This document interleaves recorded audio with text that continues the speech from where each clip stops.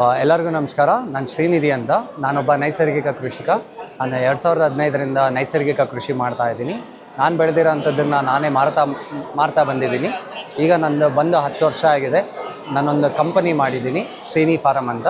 ಈಗ ನಾವು real fruit juices ಅಂದರೆ ರೈತರು ಯಾವ ಹಣ್ಣು ಬೆಳೀತಾರಲ್ಲ, ಹಣ್ಣನ್ನು ತೊಗೊಂಡು ಅದನ್ನು ಪ್ರಾಸೆಸ್ ಮಾಡಿ ನಾವು ಸೆಲ್ ಮಾಡ್ತಾಯಿದ್ದೀವಿ. ಈಗ ನಾವು ಮಾರ್ಕೆಟ್ಗೆ ಇಂಟ್ರೊಡ್ಯೂಸ್ ಮಾಡ್ತಾ ಇರೋ ಪ್ರಾಡಕ್ಟ್ ಬಂದು ನಲ್ಲಿಕಾಯಿ ಜ್ಯೂಸ್, ಬೆಟ್ಟದ ನಲ್ಲಿಕಾಯಿ ಜ್ಯೂಸ್. ಇದು ನೀವು ಎಲ್ಲರೂ ರೆಗ್ಯುಲರ್ ಆಗಿ ದಿನ ಕುಡಿತಾ ಬರಬೇಕು. ಈಗೆಲ್ಲ ಪ್ರಾಬ್ಲಮ್ ಫೇಸ್ ಮಾಡ್ತಾ ಇರೋದು ಲೈಫ್ ಸ್ಟೈಲ್ ಇಶ್ಯೂಸ್ ಅಂತ ಏನು ಹೇಳ್ತಾ ಇದ್ದಾರೆ. ಈ ಪ್ರಾಬ್ಲಮ್ಗೆ ಸೊಲ್ಯೂಷನ್ ಬಂದು ಎವ್ರಿಡೇ ನೀವು ನಲ್ಲಿಕಾಯಿ ತಿನ್ನೋದು ಅಥವಾ ನಲ್ಲಿಕಾಯಿ ಜ್ಯೂಸ್ ಮಾಡಿ ಕುಡಿಯೋದು.